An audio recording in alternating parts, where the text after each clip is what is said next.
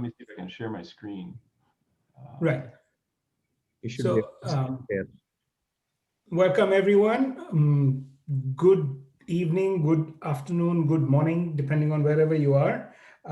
We're delighted to have today with us Matt Jackson. Matt is the William D. Eberly Professor of Economics at Stanford and an external faculty member at the Santa Fe Institute. He has been at Northwestern, Caltech before joining Stanford, and Matt got his BA from Princeton and PhD from Stanford. Matt's research interests include game theory, microeconomic theory, and the study of social and economic networks, on which he has published many papers and the book, very recent, great book, The Human Network. Of course, an older, more textbook style thing called Social and Economic Networks. He also teaches an online course on networks and co-teaches two others on game theory. Matt is a member of the National Academy of Sciences, a fellow of the American Academy of Arts and Sciences, a fellow of the Econometric Society, Game Theory Society fellow, and an Economic Theory fellow. His honors include a Guggenheim Fellowship, the Social Choice and Welfare Prize, the von Neumann Award from the Reich Glasgow College, an honorary doctorate from Aix-Marseille, the BE Press Arrow Prize for Senior Economists and Teaching Awards. He has served on the editorial boards of Econometrica, Games and Economic Behavior, PNAS, the Review of Economic Design, and as the president of the Game Theory Society. So welcome, Matt. And I think now we have had the past and present president of the Game Theory Society speaking on our webinar. So it's all yours. You have 1 hour. You'll take questions as you go. Great. Thank you. Thanks, Sudipta, and thanks for GamesNet for having me here. It's a pleasure. So this is work with Lucas Bolt and Nicola Morlica, and we're trying to understand the relationship between the fact that most people get their jobs through contacts, social contacts, and how that affects inequality and inefficiency. And let me just sort of motivate a little bit and why we're interested in this. And inequality, we care about it for several reasons. One basic reason is that we care about it for fairness and ex post outcomes, because people end up with different circumstances and it's a form of social insurance. So for whatever reasons that might have been beyond their control, they end up with worse outcomes than other individuals. And so that's the sort of usual reason that people think about it and think about redistribution. But the more fundamental reasons that we might also care about it is that it's not just inequality in outcomes, but inequality in opportunities. And some people might not have access to the same situations to realize their talents that other people do. And so that inequality in opportunities can be equally important in terms of our consideration of this. And so that'll be one of the focuses today. And I think as economists and social scientists or humans in general, we also care about productivity of a society and overall welfare. And here we'll show that not only are these two, inequality and immobility, tied together closely, but productivity is also important and another outcome that we care about. And so here, when we're not matching people to realize their full talents, that's missed opportunities, not just for that individual, but for the whole society. And so we will get lower overall productivity and Pareto ranking, in the sense that people, everybody in the society could be better off if the matchings were better. And so let me say a little bit about, when we think about these different issues, a lot of the focus and discussion has been on things like wealth and financial capital. So, going back to Marx, and then I guess Piketty's book, I guess a little more than 15 years ago now, had sort of reawakened people's thoughts on this and rising inequality. The extreme wealth has been getting more concentrated again, and Piketty sort of reawakened people's interest in this. That's one reason that you can get inequality, but it's a very particular reason, and it affects a sort of a small segment of the population. There are other economic drivers, imperfect competition and rents. So we're seeing now, economies of scope and scale. So these large, Googles of the world are getting more and more concentrated in terms of wealth, market frictions, inability to borrow for education, so barriers to people developing human capital, And then there's discrimination and statistical discrimination. And so, these are sort of basic things, and they all do play into this. But what we want to focus on today are social drivers. And these are often, very pervasive and paid less attention to. And the fact that family and friends provide essentially three important things for individuals: information, opportunities. So, what I know, and then whether I can take advantage of what I know, and also what my tendencies are in terms of what my expectations are, and social norms for behavior are all driven by our social networks.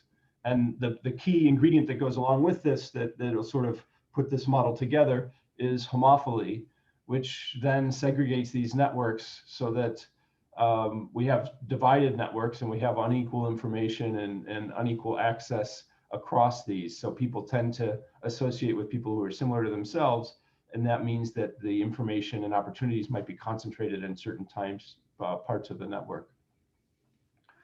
So what the themes today are going to be that homophily is actually a fundamental driver of inequality, and that inequality and immobility and productivity are all interrelated. Those relationships are going to be a little bit subtle, so there's going to be some subtleties, which is why we'll need some theory here.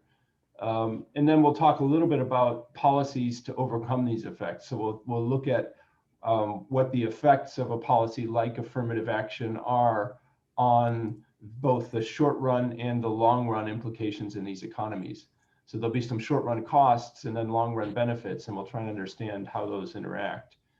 And then if at the end, if we have any time, I'll talk a little bit about changing the structure of the network and how that can impact outcomes. Okay, so let me say a little bit, just for the GamesNet Society, why do we need game theory to answer these questions? What's the reason that this is useful? So it turns out in this world, firms' hiring decisions have externalities.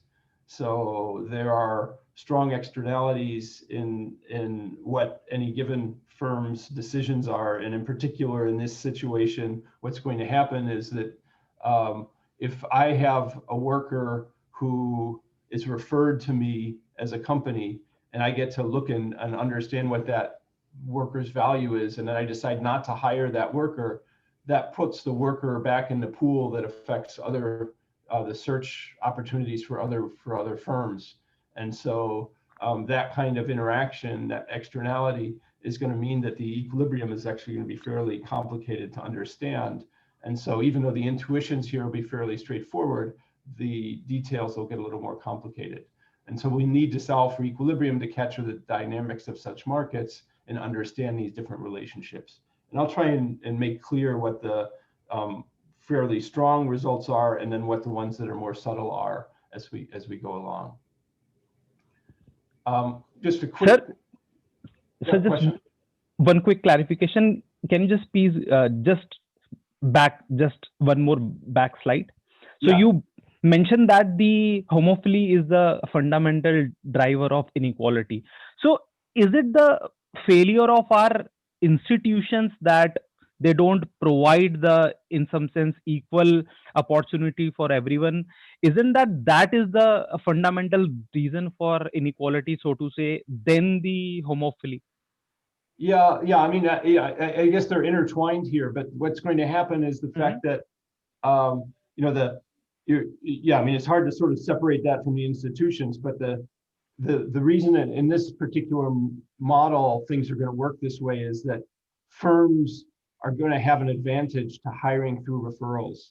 So if I have current workers who I have hired, they are going to be they're going to give me an ability to hire workers with better information, in the sense that they can tell me whether this new worker is going to be well suited and highly productive in my firm or not. So they can give recommendations, they can give me information about potential hirees, and I'll use that information. It's going to be to my advantage. So what that does is that gives, that means the network then becomes very important. And this is a fairly well-established fact in the, in the empirical literature on labor markets, that people who are referred tend to be more productive, last longer, work better with the firms. So referrals do really convey this kind of information. And yeah, we also have evidence that people's networks strongly affect both their employment and wages. And so that's going to be the basic driver here. And then the homophily means that that's not going to be spread evenly across the population. So if I'm in a group that has strong employment, then I'm going to have an advantage in getting referred and getting, my friends are employed and somebody else's friends are not, means that I have those opportunities, and that person whose friends are unemployed doesn't have those opportunities to get those jobs. And so you're right, it's sort of institutional, but mixed with the homophily. True, It's going to true. be important.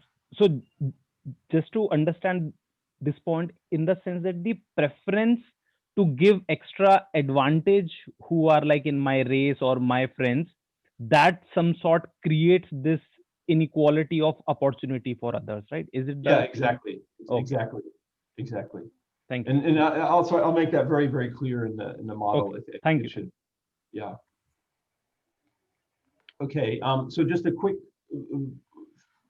mention on the literature. So I think the closest paper to ours is probably James Montgomery's paper in 1990 that looked at referral markets. What's critically different about his paper than ours, his paper had referrals working in that market. What we introduce in this market is unemployment. So in our world, not everybody's going to have a chance to get a job. So there'll be more workers looking for jobs than there are jobs around. And what that does is that makes the model allow for some people to not get jobs, so there'll be unemployment. It also means that there's a possibility of immobility, so studying this transmission over generations. It also means that the production's not going to be full in this economy. And so in Montgomery's model, it's all just about bargaining power. So people with more connections get more offers and so get better wages. But there's no scope for unemployment, there's no scope for production. So immobility, these other kinds of questions that we're asking really can't be answered in his model. So that's sort of the real contribution here, is having the unemployment and then understanding how the dynamics work in this kind of market. There's lots of empirical evidence, and there's some, this kind of search externalities have been looked at in the literature, but not really in the context of these questions.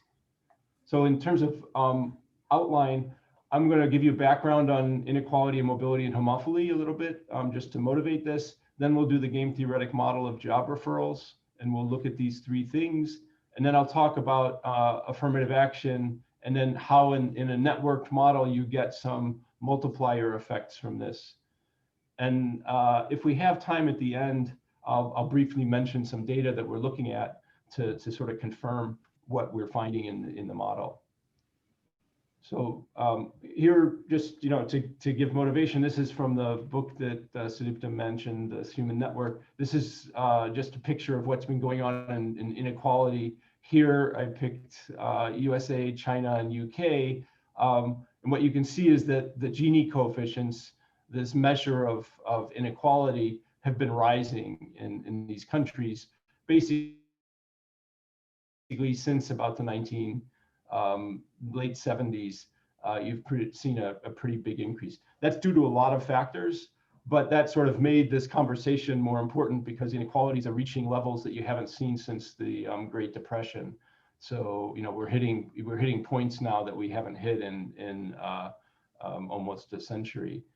And you can put India here on it. The data is a little sparser from India, but you also see some rise going on in India. And this is true in a lot of countries that you look at around the world. You're seeing this going on. And there's reasons from different, there's a bunch of reasons for this. I won't have time to mention all of them. But one important finding, which I think is really important to motivate what we're doing here, is what's known as the Gatsby curve. And the Gatsby curve comes from Alan Kruger's talk in 2012 to Barack Obama. And what this does is it looks at one axis here, we've got inequality, the Gini coefficient. And on the other axis, we've got immobility. And immobility is basically the correlation between parent and child's income. And so you do this by regressing a log-log regression and then looking at a coefficient, but it's basically how correlated are a child's income with the parent's income. And what you'll notice here is that there's a strong positive relationship between these. And so countries that have, here is India sort of in the middle, but countries that have higher inequality tend to have higher immobility, and countries with low inequality tend to have low immobility. And there's a question of why is it not just that you have inequality, but you have inequality among the same groups and the same people year after year after year, or generation after generation. So it's not just that you have inequality, but that inequality is not randomly spread around the population. It's actually quite concentrated in certain groups of the population. And so one answer to this is what we're going to look at in our model, which has to do with homophily. And this is a picture from an older paper I did with Sergio Corrini and Paulo Pin. This is a high school in the United States. And in this case, the dots are students, and they're color-coded by race. And you see many more connections between within race than across race. So these are friendships that you see in these high schools, and you'll notice that the blue nodes, which are black, and the white nodes, yellow nodes, which are white, have I think only 5 connections through them in this whole high school. The Hispanic students, which are a small minority in this case, tend to be integrated. There's some more sort of very interesting questions about what the size of a group is and how split off they are. But once groups become fairly large, they tend to segregate fairly strongly. And actually, we have in another study I did with Abhijit Banerjee, Arun Chandrasekhar, and Esther Duflo, we've looked at a series of villages in Karnataka, and we see very strong patterns of segregation by caste designation as well. And so you'll tend to see these in across countries, and so this will be another piece of this puzzle. Okay, the last piece of the puzzle is that referrals are going to matter here. So about 50 to 70% of jobs are found through referrals. And let me emphasize here that this is true at pretty much all skill levels. So it's true for executives, it's true for the academic job market, it's true for people who sort garbage. It's true at pretty much all parts of the spectrum. And I can go into why, the multiple reasons for that, but I think that'll take us a bit on a tangent. But referrals are very useful for helping firms find people that are well matched to them. And connections predict increased future employment and wages. So I think a key number here, just to keep in mind, is Ron Lashever looked at people's random assignment to military units, and then the friendships that came out of that as a way of doing sort of a natural experiment on this. And what he found was, if you looked 10 years later after people got out of the military, that people whose friends were more employed, 40%. So if you took my friends from 0 employment to 100% employment, that would increase my chance of being employed by 40%.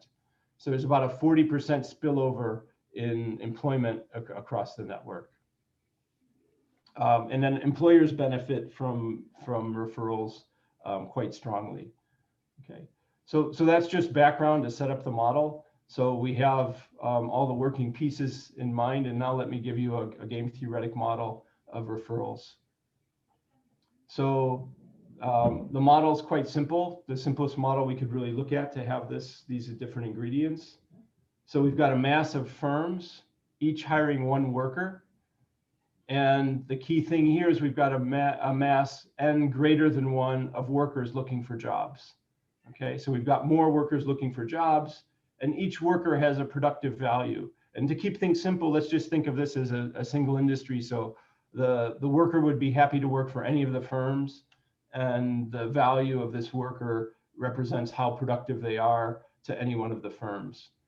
And these values are IID according to some distribution. non-trivial finite support. So we'll make sure that that there's at least two values.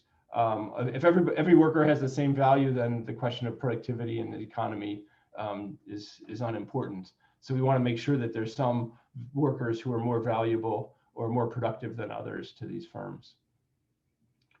Okay, so how do the referrals work? Firms see a referral from an existing worker, and you see that referred worker's value. And you can choose to hire that person, or you can go to an anonymous pool and get the expected value from the pool. Okay, so I first ask my current worker who's working there. So imagine that you have like an RA that's working for you this year, a student who's about to graduate, and you can say to that student, look, do you know any of your anybody who you think is an exceptional RA that I should hire?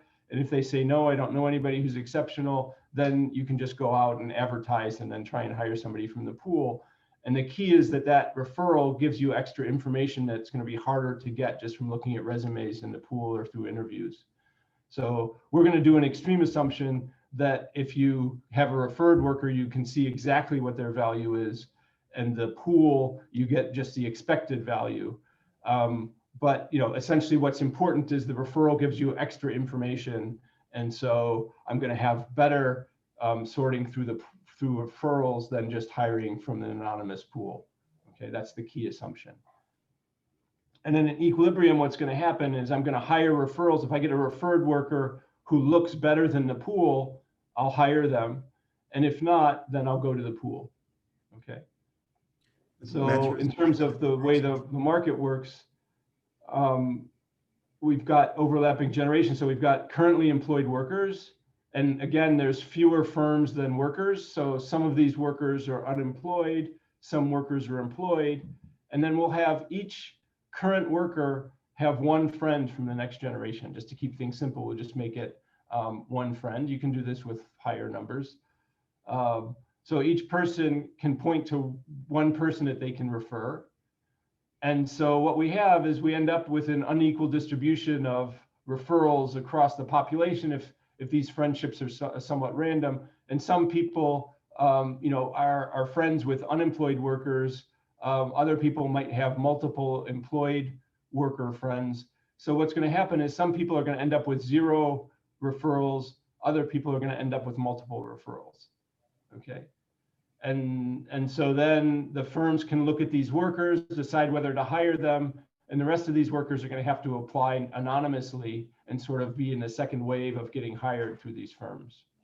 So just one quick clarification. You just said that if friendship is random, then isn't that the distribution of referrals in the next time period will also be uniform? Yeah, so here, this would be, effectively, if this is random, this would look like a Poisson distribution. So if each person in this generation looked randomly at another person randomly in the next generation, that would be Poisson. It could have all kinds of distributions. It might be that there's some people who are favorites. So in fact, what we'll do is we'll track this distribution by distribution P. So P of 0 is the fraction who happen to have no employed friends. And so they're going to get 0 referrals. P of K are people who happen to have K referred friends, employed friends. And so there'll be some distribution. And if it is just purely random, then this would be Poisson with a rate 1 over n, which is the total number of referrals, mass of referrals to the total mass of people in a society. But more generally, you could have a scale-free distribution if you wanted to have like a power law distribution, you could put in that, or you could have different distributions. And that distribution is already, independently of whether there's different groups, this distribution itself could have inequality just because there's some people who happen to be more popular and better connected in a network. So the timing is a firm sees one referred worker, they can then make an offer if they like to, and then they choose a wage. It's just, we'll give all the bargaining power to the firm. So they offer a wage. The workers can say yes or no to these offers. They can accept up to one offer. If an offer is accepted, then that firm and worker are matched and they're out of the society. And then the remaining workers all go to this anonymous pool, and then the remaining firms can hire a worker from the pool at some wage, which we'll call W lower bar, which you can think of as either the minimum wage or the value of the outside option of the workers here. Okay. So just one quick clarification about the Sure. first point. Why firm only sees one referred worker? So they could be Yeah, so that's just for simplification. You can Okay, have, okay. they could, you know, I could refer 3 of my friends to them and they could then look at all 3 and make a decision. Okay, okay, okay, Yeah, okay. so That's the just all model confusion. work, yeah, the model would work with more. It's just for simplification, this sort of keeps the accounting quite easy, because then we have the same number of workers and referrals. So it sort of eliminates an extra degree of freedom. But so here, if you look at these sort of hiring decisions, yeah, Matt, there's a question in the chat. I mean, sure. actually, you can answer, but you should answer. Not sure if it matters, but are the people who come through referrals also included in the anonymous pool? Yeah, so I'll show you that right now. I'll show you how that works. So let's think of, we start out with the anonymous pool having just the people who had no referrals. So there's a bunch of people who had no referrals are going to have to just apply anonymously. And now we have, say, a couple of firms that have workers who are both referring the same worker now. Okay, so we happen to have 2 firms. They both have this worker referred, and then we've got this anonymous pool. So let's suppose that this worker happens to have a fairly high value. So just V sub H, they have a fairly high value, they look attractive, and this value is above what sort of the expected value in the society is. Then both these firms are going to want to hire this worker. They're going to end up offering a wage, and this worker will accept one of those offers. In this case, we'll talk about how the wage works in a moment, but they're going to bid against each other. The worker is going to accept one of these offers, and now this remaining firm is now going to have to go to the pool and hire from one of these people. Okay, so they'll go over and then say, okay, look, I didn't manage to hire this worker, so now I'm going to try and hire from the pool. Okay. So that's what happens if this worker had a high value, they're going to get hired by one of these. And then what happens if this worker happens to have a low value? So they look relatively unattractive. Suppose they have a really low value. Then what's going to happen? Well, neither of these firms are going to want to hire this worker. They're going to prefer to go to the pool.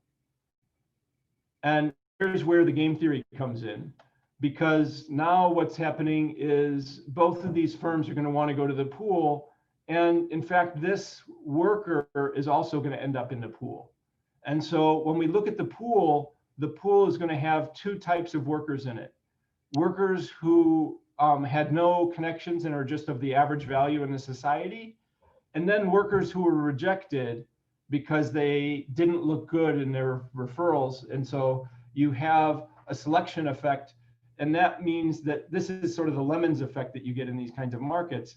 You get 2 types of workers in the pool, workers who just had no connections, and then workers who had connections, but their value was low enough that they didn't look attractive. And so they didn't get the jobs through those interviews.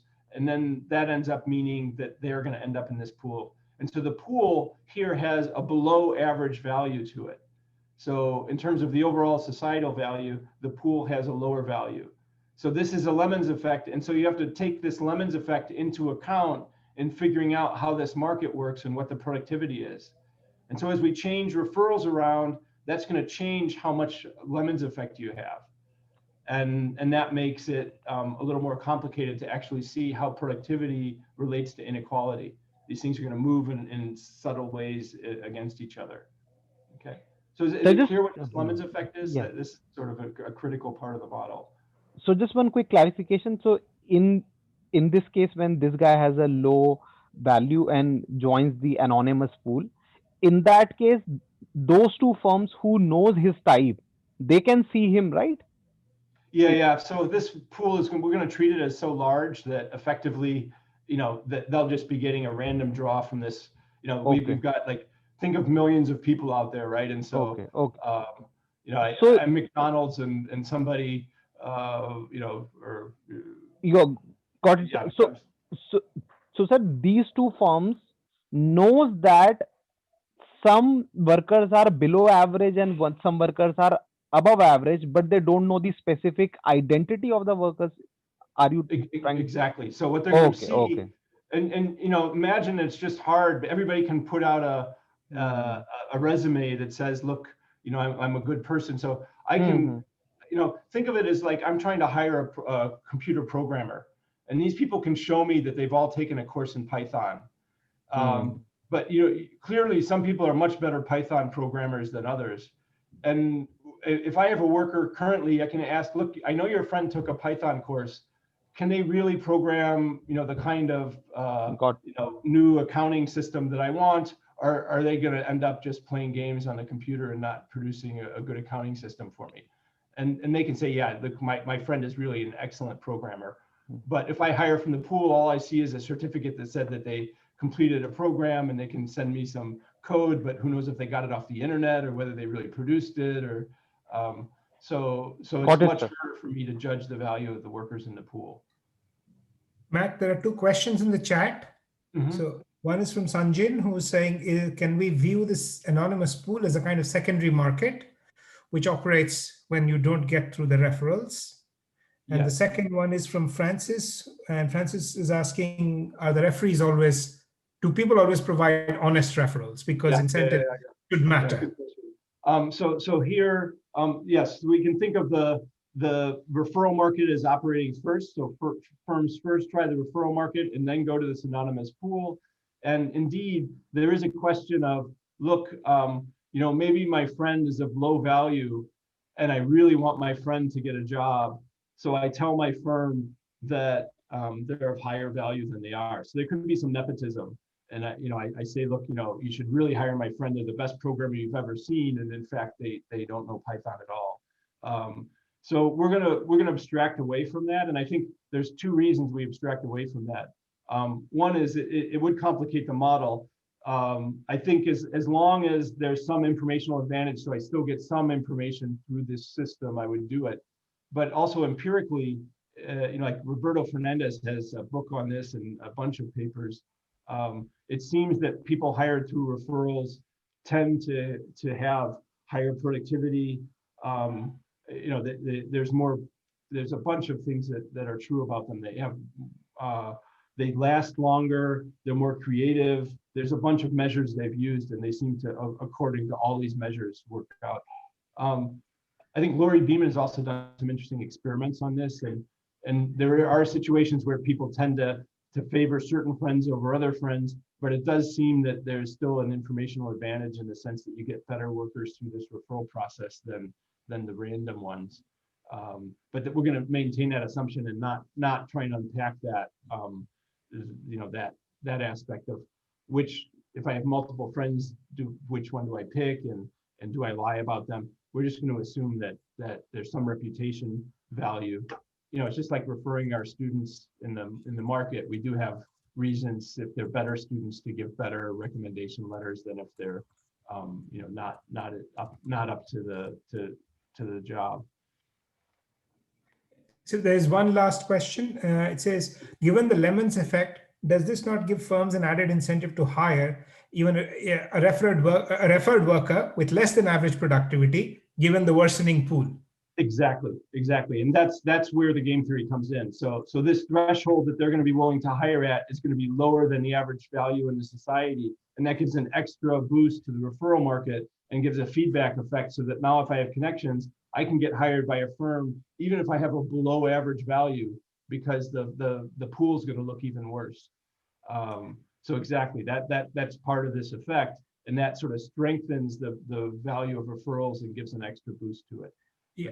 So that was Rick Ashley, and then there's the flip side, which Anirban is asking. So if all the firms collectively choose not to hire using referrals, then they could have an anonymous pool with much higher quality. Yeah, so actually here, what will happen is under this system, the productivity in society is going to be higher than the average value, right? So in this world, with the firms hiring through referrals, they'll be able to, referrals serve a productive purpose in this market. And what's the productive purpose? I get to screen some of the workers. So I get to see their values, and then I get an option value. I either get to hire that person or take the best alternative. And so even though this produces inequality and the concentration of referrals will make a difference in terms of how productive things are, the fact that there are referrals improves the productivity, because it does allow firms to sort and to pick better workers. So it gives them at least one chance to hire a higher value worker. And so here that works. And sort of what you can think about, where's the inefficiency in this market? The inefficiency comes from the fact that this higher valued worker had two referrals. So this second referral could have gone to somebody else. Somebody else could have been screened in the economy. And instead we got these more referrals going to fewer people in the population. That's where the inefficiency comes out in this market. Okay. Great questions. So then just in terms of wages, what happens in this market? The unemployed are just going to get their outside option. You can sort of think of this W lower bar. If there's no minimum wage in the society, if the government hasn't legislated a minimum wage, then what's going to happen is anybody who's not hired or anybody who's hired from the pool will also have the same outside option. But then, if I just have one referral, I have no bargaining power, so I'm just going to get this lowest wage. And then people hired with multiple referrals, what is their wages going to be? Well, there's going to be some expected value in the pool due to this Lemons effect. So if the firm doesn't hire me, they're going to get that expected value. What's the extra value they get from hiring me? My value minus the expected value in the pool, right? So they get this extra boost of whatever my value is compared to the extra value in the pool. And if there's multiple firms bidding for me, they're going to be willing to pay me that extra amount over the regular wage. So they can get somebody at the regular wage with the expected value in the pool. The amount that I'm worth extra to them is this amount. There's firms bidding. Basically, it's like Bertrand competition. They're bidding against each other. So the wage I'll get will be exactly this amount. And so people with multiple referrals will get above average wages. And so then the more we concentrate referrals, the more we've got fewer people getting these extra value in terms of wages. So what we look at is weak perfect Bayesian equilibria of this game. So the firms all understand that this process is going on and they understand the value in the pool. Workers here, their strategies are very simple. If you get an offer at or above minimum wage, you take it. And so the equilibria are quite simple. And it turns out there's a unique threshold such that referred workers are hired if their value is above that threshold. The workers are not hired if that value is below that threshold. And then you hire from the pool if the expected pool value is at least this minimum wage. And the reason that the equilibrium, so the equilibrium is unique up to a randomization at exactly this threshold. So imagine that I happen to have a worker that has exactly the same expected value as I would get from the pool. Then I can be indifferent between going to the pool and not. So you can get some mixing, but modulo that mixing, this is unique equilibrium. So everything's unique up to what you do at exactly this threshold. And there's a unique threshold that's going to be the fixed point here of when the value in the pool, I'll hire people above this value, and then I throw it out, I put people into the pool if they have a value below the value of the pool, and then you can show that this has a unique fixed point. So it's a nice contraction mapping problem. Okay, the Lemons effect then falls out directly here. Equilibrium average productivity in the pool is strictly less than the overall average productivity. So expected value in the pool is strictly less than just the unconditional expectation of value in a society. And this comes out just because we know that some people get referrals. Since we've assumed that the distribution has non-trivial support, anybody with the lowest value in the support is going to be below the average value in the pool. And so they'll be thrown into the pool, and that brings the average value of the pool down. So we know the pool is going to have a Lemons effect. There's going to be at least some people who are the least attractive people in the society and I can at least get some average value person possibly from the pool. So I won't hire those people through the referrals, and that gives you this result. Okay. Any other questions at this point, just on the basic workings of the model? There's one which says, can the referees also compete with each other in providing referrals?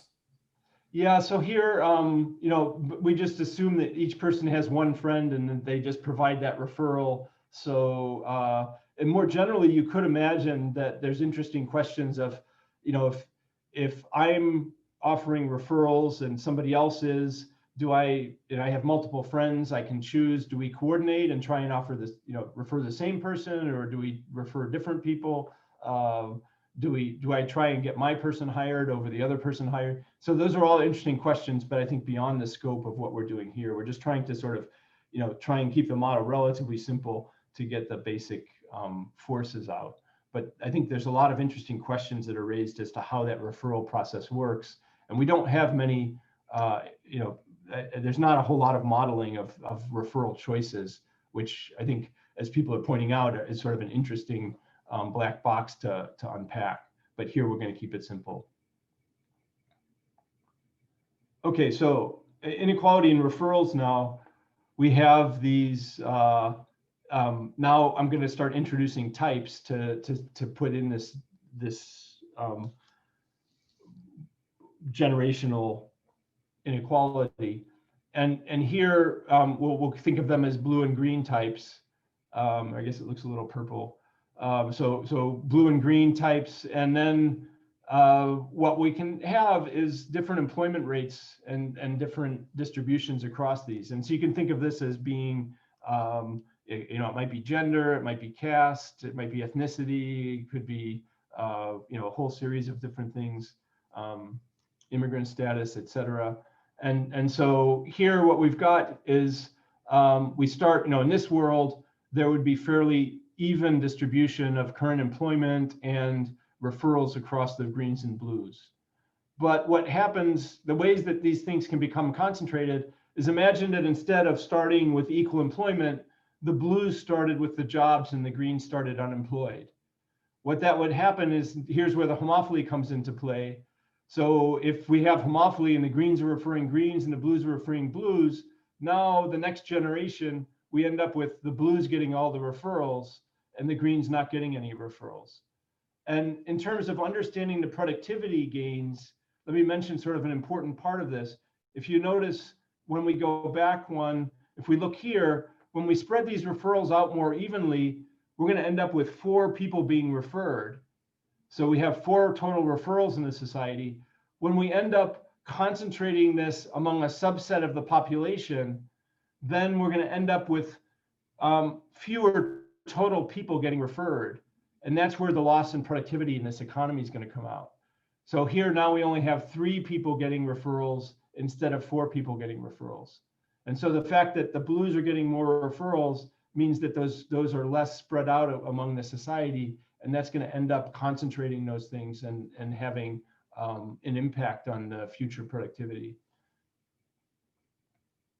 Okay, so that's one way, and this will be the sort of the primary way, is historic employment rates are going to give is historic. Now we have an advantage. The blues are going to end up getting more offers, higher wages, more employment. The overall society is going to have lower productivity. So we're going to get this inequality both within a generation, across generations, and then we'll get a productivity effect. And so we'll get all 3 of those at the same time. The other possibility, which also is in the data, is that it could be that for whatever reason, blues tend to refer blues and greens also tend to refer blues. Okay, and what you say, why would that be? I mean, you know, why would the greens be referring blues and the blues be referring blues? But it turns out that, you know, when you look at the data, there are a bunch of reasons. So some people have more friends, so there could be just very popular people who happen to attract more referrals. Also, but when you look at, say, males versus females, there's a couple of studies that show that males are tend to be better connected. So they have more past contacts from their business experiences, which gives them more chances of being referred.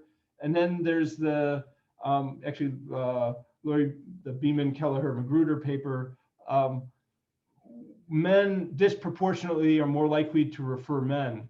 So if you look at situations where women can refer a friend and men can refer a friend, the probability that they refer one of their male friends compared to one of their female friends is higher for men than women.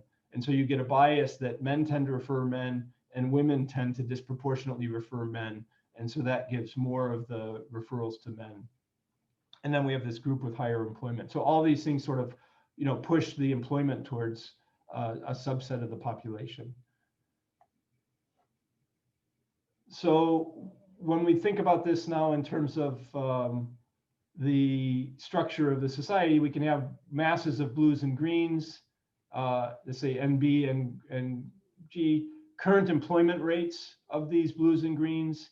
And then let's just take the full homophily case for today. In the paper, we deal with other cases. But basically what's going to matter is what's the total bias of blues getting referrals compared to greens getting referrals. And what this proposition will say is if the blues are relatively more employed today, so you start out with a current employment where the fraction of blues employed is higher relative to the population average than the greens, then in the next generation, employment for blues is going to be higher than greens. Wages for blues is going to first order stochastically dominate the wages for greens. And then, so you get the inequality in the current generation, then in the next generation, you're getting this as well in terms of both employment and wages. And then what you get is employed blues. So interestingly, the employed blues have a higher value than the employed greens. So if the firms actually look at their current workers and say, who are my best workers, they're going to tend to be blues. And why is that? It's because the greens were all hired from the pool and the blues were hired more often through referrals. And those referred workers that they picked tend to be the ones that are above average value. And so they end up with higher values.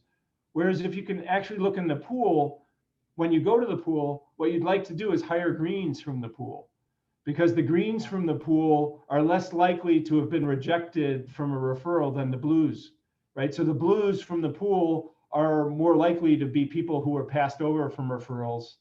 And so in this case, when you actually hire anonymously, you'd be better off hiring the underrepresented group in terms of employment than the more employed group. Okay, so this puts these things together. Inequality, blues get more jobs and higher wages. The immobility, the next generation as well. And then production is the part of the proof that's actually complicated, and we have to go through this Lemons effect. Because what does happen, why is the proof a little complicated? So as you concentrate referrals, that means that there's fewer people that get rejected. And so that lowers the Lemons effect. And that lowering of the Lemons effect actually changes the value in the pool. So you end up with, showing that there's overall lower production when the blues are more employed is the part that's a little trickier in terms of the proof. But the basic intuition is that there's less vetting going on, and the vetting is the thing that produces value in the society in terms of production. Okay. Any questions just on this before I go on? Great. So now let's talk a little bit about policies in response to this. So in this kind of setting, then one way we can begin to try and undo this inequality and immobility and loss of productivity would be to increase green employment. So by giving greens jobs, we spread those referrals more evenly among the two groups, and then that is going to perpetuate itself. So not just in this period, but in future periods. But what's going to happen is, we are going to end up with a short-term productivity loss because we're going to be putting some greens into positions that would have been held by higher valued blues that got through referrals. And so there's a loss in productivity in the current period, and then a gain in productivity in future periods. So affirmative action has sort of a, and I think a lot of the debates about affirmative action look at the sort of one period impact, and we're saying, okay, we're reducing inequality, but we're giving people positions that maybe they didn't look as well qualified for as somebody else. But what happens is that is the short-term cost, but then the long-term gain is that then the future networks are more even, and that improves the next generation's access to these jobs, spreads the referrals out more evenly, and then the economy sort of improves in the future periods. And there's different ways you can do that. And in fact, in the paper, we show that these are not all equal.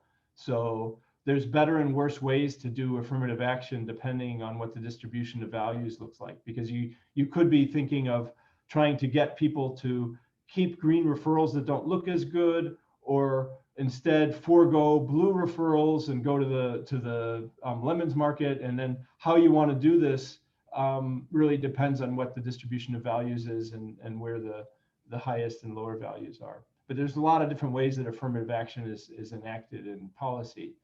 But what we can do is we'll show how this works out in one particular setting. So let's take a discrete distribution that makes the life a little easier, and I can mention why in a moment. And again, stick with full homophily and start with the blues having more employment than the greens.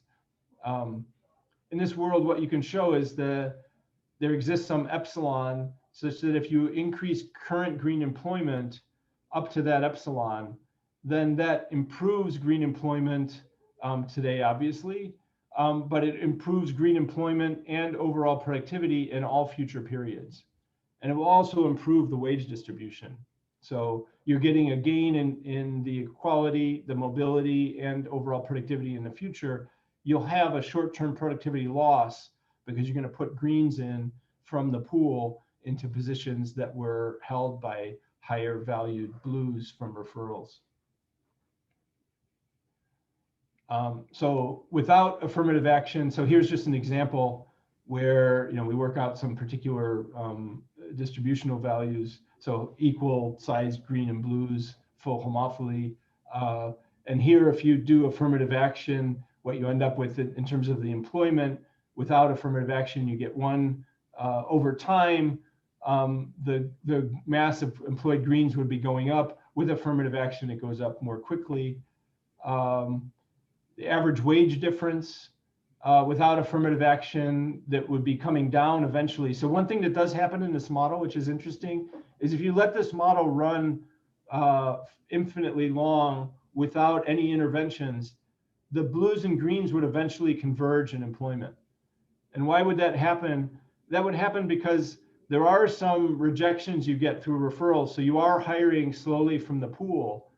And when you hire from the pool, that employs greens more often than blues. And so greens slowly catch up in terms of the employment rate.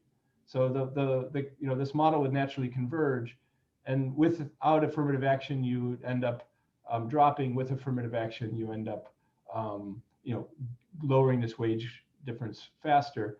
And then in terms of productivity, you have a short-term productivity loss and then a long-term gain in terms of productivity. Okay, so affirmative action reduces inequality in employment and wages, reduces immobility, and future productivity is enhanced, although short-term productivity is lost. Any questions just on that before I go on to?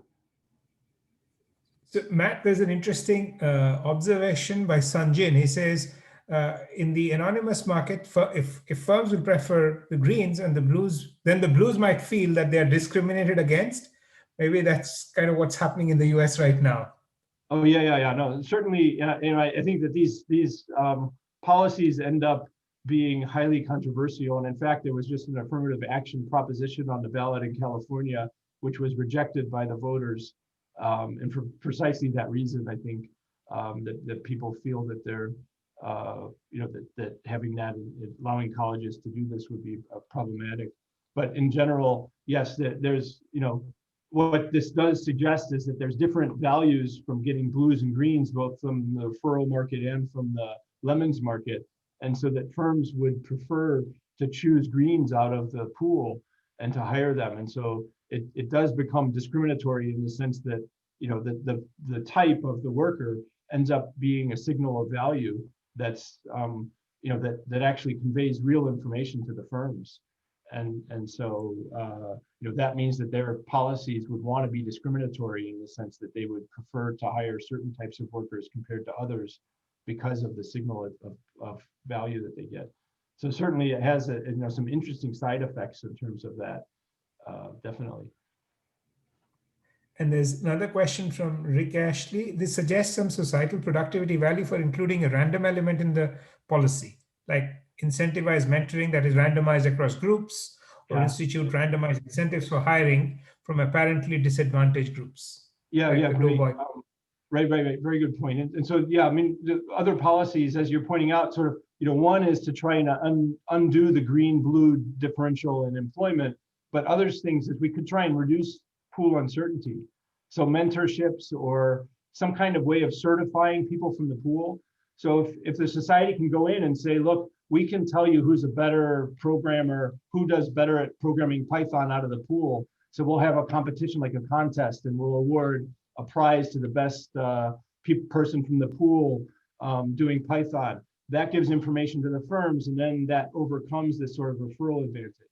And it lowers the Lemons effect, and then more people get hired from the pool.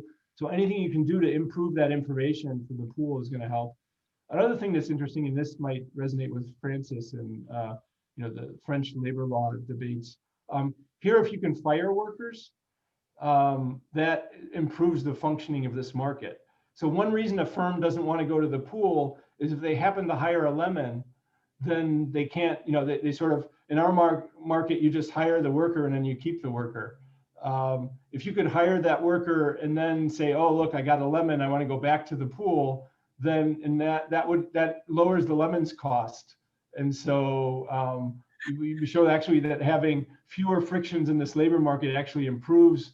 Now people are more willing to hire young people that they don't know anything about rather than just the old, the people that they have lots of information about. And that sort of frees up the hiring, and you get more hiring from the pool and less hiring through referrals, and that can equilibrate things as well. So it's sort of an interesting policy. Are you so in terms of comments?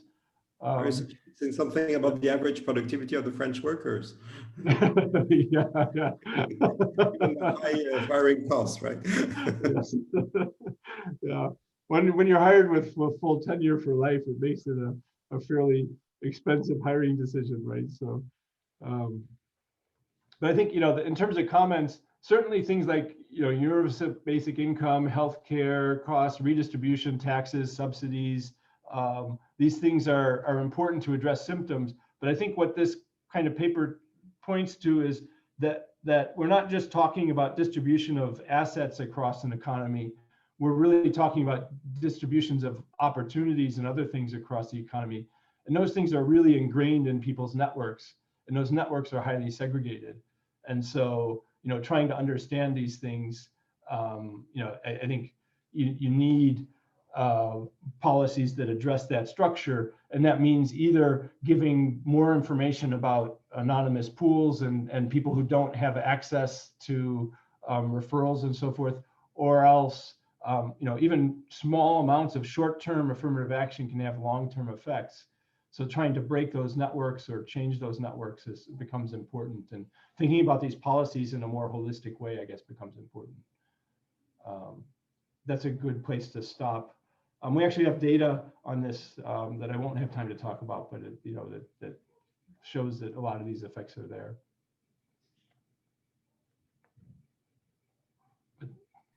Thank you, Matt. Questions? Yeah. I think people can ask their own questions now. I think Abhinandan, you have a question. You should go ahead and ask.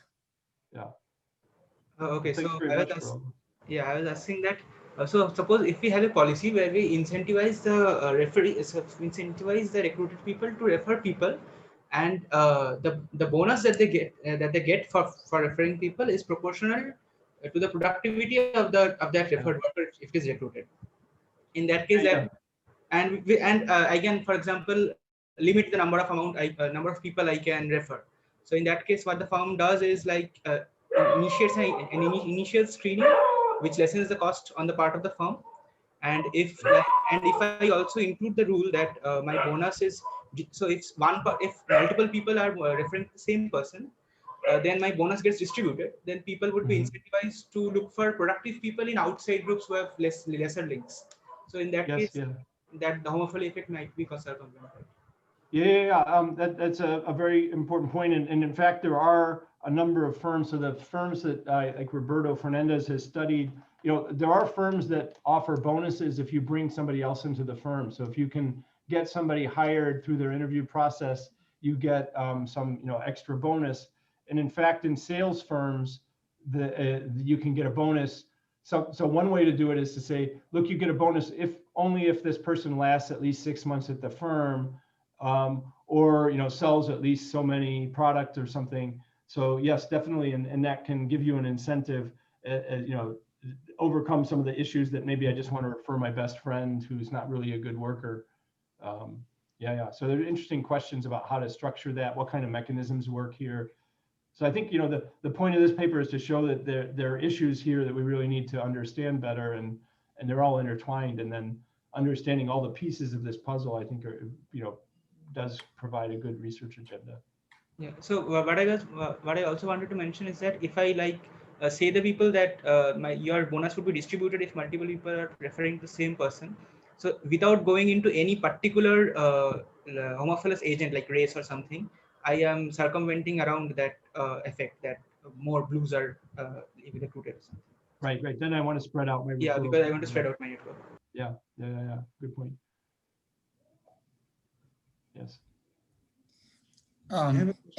Actually, by random policy, what I was trying to suggest was that I think that in your model, there's some places where you could just insert random noise and the outcomes would be improved, at least for positive but relatively small amounts of noise. Right. So you can think of the affirmative action somewhat as doing a little bit of randomization. What you do suffer is a short-term productivity loss, in the sense that anytime I'm taking some referral where the referrals are valuable because they do allow me to pick out these high-value workers, right? So I see some workers' values and I say, look, this worker has a value of 1.5, whereas everybody else is a value of 1 on average. Then I want those workers to be getting the jobs, right? So the ones that are the higher valued workers that get picked out through the referrals are actually beneficial for society. The problem is that there's not enough of those happening in society, and in particular, there's not enough of the greens getting screened. So the right way to sort of improve, the best thing would be for us to be able to look at all the workers' values and then pick the best ones, right? And so the problem is that referrals are sort of a scarce resource in this. And so getting away from them by adding more randomization doesn't necessarily improve the productivity, but it does improve the distribution, right? So it would improve the green-blue distribution, but that would come at the cost of sort of losing the value of these referrals. So these referrals are really valuable. It's just that there's too few of them and they're too concentrated. So it's sort of an interesting question is what's the best policy? And I'm not sure what the best combination of, you have to take some short-term losses versus long-term gains and figure those out. I had a question about macroeconomic shocks. So suppose that actually you looked at shocks in your model and just supply shocks, how would that react, and how does the variability of shocks, for example, affect the productivity that you have here? Do you know? Yeah, no, that's a good question. So one thing, what happens, so one way you can do the comparison, I think, for macro would be, what's the ratio of n to 1, right? So how big is this n compared to the 1? And what this does say is, if n is really, really close to 1, then pretty much everybody gets a job in this model. And so the bigger the effect, this sort of says that this effect is bigger in tighter labor markets where there's fewer jobs and more unemployed. So in the settings now where we're getting to in COVID, where there's suddenly this bigger problem of more people being unemployed, then more people are trying to work through their referrals and so forth. And now this market gets tighter and we get less employment and more of this inequality and lower productivity problems. So this is exacerbated in situations where you've had some macroeconomic downturn. And then in situations where you get to closer to full employment, then everybody gets employed and there's less of this issue in this model. Yeah, that's a very good question. So that comparative static is in terms of this n-to-1 ratio. Yeah. Yeah, I was also thinking in terms of variability. So if you have business cycles which are very wide, I mean, won't you get into situations where referrals are going to be lost because people are going to, people are going to go through spells of unemployment and not be able to, and you get less and less of that network effect going on. Just right. Yeah. Yeah. I mean, so over time, that that could sort of wipe things out. So a situation where you get like full employment then suddenly gives everybody access, and then situations where it goes back down to lower employment is going to change the access to smaller groups of people, and so you will get cycles in this kind of world, and we haven't really worked through those cycles at all. But yeah, that's definitely something that would come out of this. Good point. I think we're a bit over time, but thanks for all that. Yeah, I think we're over time. Yeah, I just Yeah, have go ahead. a couple of questions. One is that, I mean, this is just from my understanding that if the anonymous pool is extremely large, so because it's extremely large, anyone getting a referral has a significantly high probability of getting seen than being in the anonymous pool. So what will be the equilibrium value of the wage offered? I mean, isn't this converging to lower wages in the society? I mean, yes. So the one thing I didn't go through so much is exactly what the comparative statics on the wages look like. And what you can think of is the critical thing for the wage distribution is how many people have more than one referral in the society. So the more concentrated, the more people there are that getting multiple referrals, the higher the wages are going to be bid up. And so all of that depends on whether or not you're getting lots of P1s, lots of people who have one referral, that's sort of the optimum. Then those people are actually going to get relatively lower wages. The people who get the higher wages, the more bid up wages tend to be when you start overlaying referrals. So a bunch of people are getting multiple referrals. And so actually the productivity and the wage distribution move somewhat differently. And that's one of the subtleties in the paper, is that there's not a one-to-one relationship between more inequality and more loss in productivity, because it depends on sort of how you distribute exactly what the distribution looks like is important to distribute in figuring out the wages. Whereas what really matters in productivity is just how many people get referrals, not how many people get multiple referrals. So those things can move slightly differently. Right. And the last question, I think a small one, that I mean, what if only cross referrals are allowed? Like a blue can only refer a green, and a green can only refer a blue. Does that circumvent this? Yeah. Certainly, I think if you look at that kind of world where you sort of force things across groups, that's a way of sort of building in some kind of affirmative action. And often what nowadays at universities, you'll say, look, make sure you refer on underrepresented minority, or so there are situations where there'll be some underrepresented group and they're giving preference in that. And so yeah, certainly that would help. Right. Okay, thank you. Yeah, but that would again let people to believe that they are being discriminated against. Yeah. No, so I mean, I think that's there's certainly that issue, and I think that I think part of the reason for looking at this model is that there's a lot of political discussions and talks about these things where we don't really know what all the trade-offs are. And so looking at a model like this at least lets us know what the trade-offs are and where we get gains, what we're getting in terms of losses and productivity and so forth. And then we can have these discussions about the issues, the values of discriminating against groups or short-term productivity losses. But all these things should be taken into account. And I think it just, the purpose of the model is not to say affirmative action is a good thing, but to say, this is how these models work, this markets work, and the better we understand those, the better we can understand what the right policies might be, or what policies we prefer. They're certainly not a dominant policy.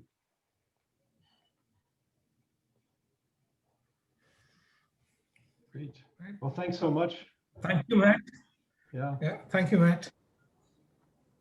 I think it's time to let's not take more of Matt's time. We already No. It's 10 to great. I 11 enjoyed past the the deadline. conversation. And, lots of excellent questions. Thank you all very much. And I think today is the deadline for submitting papers if you want, particularly for PhD students who are on the job market or postdocs or junior people. And I think this is the last seminar of this semester that we will have the paper competition next time, which is... We have... Oh, we have one more. Sorry, yes. Yeah. Yes, we have one more. We have Mark Broom coming up. Yes, we have Mark Bloom coming. Yes, sorry. Yeah. I forgot completely. Yes. Yeah, so that's right around Thanksgiving. So, yeah. Right. Thank you all. Thanks, everybody. Take care. Thank you.